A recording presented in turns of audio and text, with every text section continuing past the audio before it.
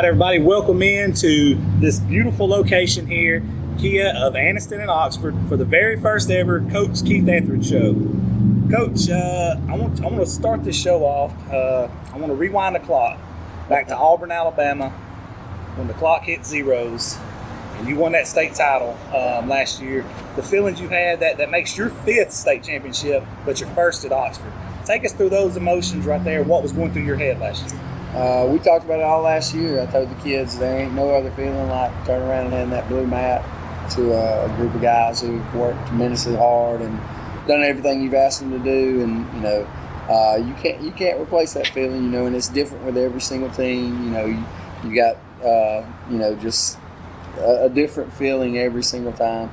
After you've done it a couple times, then you sort of take it all in. Those first couple times, it's like you rush through it, and then these last year I really took time and enjoyed it, and it was a special night. And first one that Oxford had won like 23 years, and just a great group of young men, and we got a great group back this year, and hopefully we get that opportunity some more.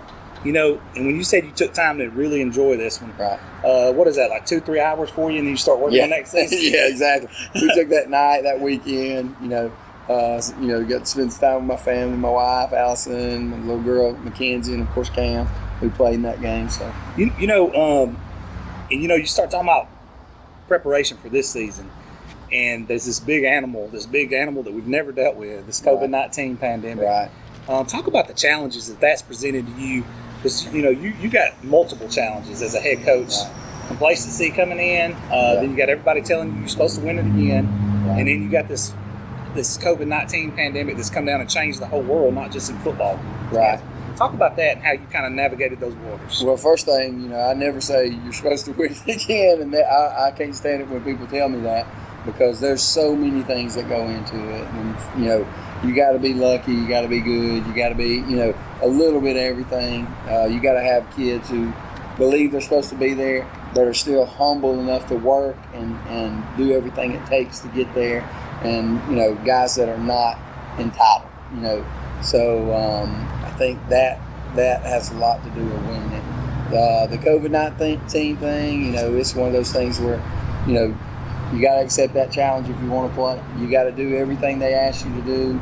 You got to go above and beyond. You got to make sure that your kids understand that who they hang with, what they do off the field is going to determine how long they're on the field. If they're out hanging in groups, that's not groups that are within our team, they've got a higher chance of contracting it and giving it to other guys on the team. So, we've been blessed. We had a couple cases this summer that were isolated cases, and we were able to get those guys where they did their, quarantine and got them back. So, we've been blessed so far, but you have to pay attention to the small details and do those things that the state's asking you to do. And, we've got great leadership at the Alabama High School Athletic Association, great leadership at Oxford High School, and we're going to do what they ask us to do, and we're still playing football. And that's a blessing. Doing it with a smile. Now I'm going to throw this at you. When you got your guys back in June and you got your hands on them, what was that first message you got for this team coming up? What did you want to relay to them? Because you had been in this situation before. Right. They hadn't. So what did you say to your guys? You got the target on your back now. The target's on your back. Everybody's gunning for you. You're the big dog, and when somebody beats you, it's special for them. It's not just another game, another win. They're going to celebrate on your field. They're going to do things that you may not have seen in the past, because you are the measuring stick right now.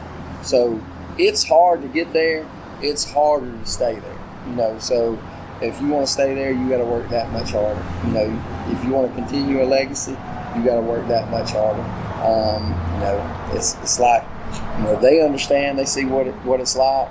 I think that they enjoyed it, so I think that sort of pushes them to want to be back at that level. 100%. And to open up this season, you cannot script a tougher opponent. Not only did you play the 7A state champs, you went to their place and played it. Right. I learned that firsthand. It was not at the Crampton Bowl. Anybody knows that story? It's pretty funny. I know. Talk about Talk about Coach Freeman reaching out to you, and how did that all come about? Well, both of us were struggling finding games, and I've known Mark for a long time. Me and him are good friends. He's a great Christian guy. And we sort of preach some of the same stuff. It was an opportunity for us to play a team that that was loaded. And see how we stack up against the best in the state. I consider us to be one of the best in the state. And they've got a great team and a lot of guys that came back. And I just think that it presents that opportunity. And our kids want to play those games. We don't want to play. We don't want to play teams that we're supposed to beat every week. And we want to play teams that are going to challenge our guys, who are going to push our guys to be the best that they can be and go above and beyond. So, I just think it was a no-brainer. Unfortunately, coming into this game, you had some guys banged up on that defensive front with a broken hand, I guess the leg injury, knee injury, and another guy was sick. How much did that affect you coming in with your game plan in general? Well, I think that you have to make adjustments. In this game, you're always going to have guys out. We don't use that as an excuse, but we do understand that there was some younger guys who had to play. Luckily, we had two of those guys playing. One of them was Q-tipped up. He had surgery the week before, and he was Q-tipped up, and he played. And another one of the young men, he played a little sick. And I told him before the game, I said, I've had some of my best games when I was sick or hurt or injured. So and I think he played well too. So I think they're just real good. We spotted them some points in the first quarter. I think that they got out to a big lead, and we fought back, and they got out to a big lead again. We fought back again, so there was no quitting our guys. I was real proud of them after the game, and it just goes to show you can't make mental mistakes against great football teams, and we're gonna learn more from that loss probably than we would learn from a lot of wins. The game ended up being 56-34, and for those who don't realize, I think you guys are down 21-0. Right. Before Rock caught the long one down the sideline. Right. To me, if people seen the movie Rocky IV, it reminded me of when the Russian got cut. Yeah. Like once he got cut and he realized he bleeds too. Yeah. It was back and forth, body blow after body blow. Talk about your team in general. Once that moment hit, something clicked and you guys just kicked it in gear and took off. Yeah, we played real good after that. I think that defensively we're going to be learning as we go. We got a lot of new faces on defense. Offensively, we've got a lot of faces back. We've got, two guys, we got two guys who played great the other night as far as stat-wise. You got Rock and you got Trey.